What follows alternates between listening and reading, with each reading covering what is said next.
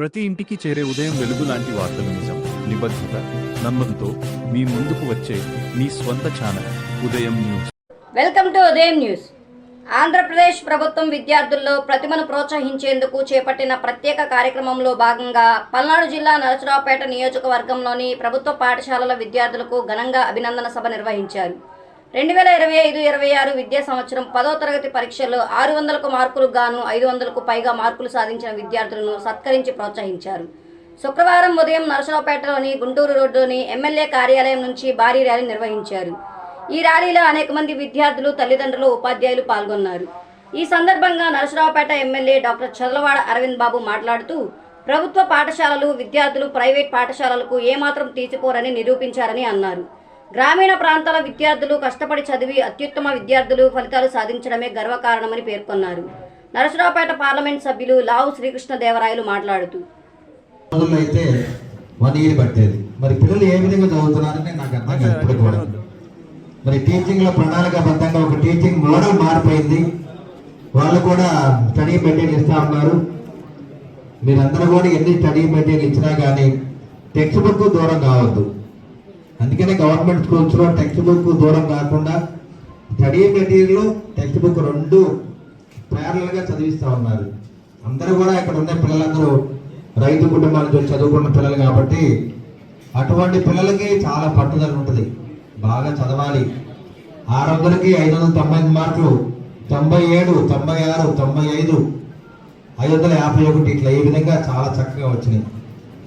నేను అనుకుంటాను 450 దాటితే మంచి మార్కులు అనుకోండి. ఇప్పుడు కూడా ముందు పిల్లలు బాగా బలంగా ఉండాలి, ఆహారం బాగా తీసుకోవాలి, మానసికంగా బాగుండాలి. మీరు టెన్షన్ లేకుండా చదువుకోవాలి. టెన్షన్ లేకుండా పరీక్ష రాస్తే మంచి మార్కులు వస్తాయి. మార్కులు తక్కువ వచ్చిన పిల్లలు కూడా మీకంటే తెలుగులో తక్కువ వాళ్ళు కాదు, గుర్తుపెట్టుకోవాలి. మనం అందరం కూడా కొంతమందికి బద్ధకం, ఏం రాస్తానని రాయరు. కొంతమంది పరీక్ష చదువు సబ్జెక్ట్ అయితే ఉంటుంది, టీచర్లు బాగా తెలుసు. ఏంట్రా నీకు మంచి మార్కులు రాలేదంటే ఏం రాస్తారు మాస్టర్ అంటాడు. ఇప్పుడు రాబోయే కాలంలో మంచి మంచి కాంపిటేటివ్ ఎగ్జామ్స్, సివిల్స్లో బ్రహ్మాండం సెలెక్ట్ అవుతారు. 1978 అనుకుంటాను, నాకు బాగా గుర్తు. సాతూరు హై స్కూల్లో శ్రీనివాస్ అని ఒక అబ్బాయి ఆ రోజుల్లోనే స్టేట్ ఫస్ట్ మార్కులు. ఇక్కడ సాతూరు హెచ్ఎం గారు ఉంటారు. ఆ రోజుల్లోనే హనుమంతరావు వీళ్ళందరూ కూడా మీకు చెప్పేది ఏమంది, ఇప్పుడున్న హెడ్ మాస్టర్లు అందరూ కూడా ఆ రోజుల్లో బెస్ట్ అవుట్ గోయింగ్ స్టూడెంట్స్. అవునా కదా? నేను చాలా మందిని అబ్జర్వ్ చేశాను కదా. అలాగే ఇక్కడికి వచ్చిన విద్యార్థులందరికీ కూడా నా అభినందనలు తెలియజేసుకుంటా ఉన్నాను. రామకృష్ణ గారు మాట్లాడారు, దాని ముందు డిఓ గారు కూడా మాట్లాడారని చెప్తా ఉన్నారు.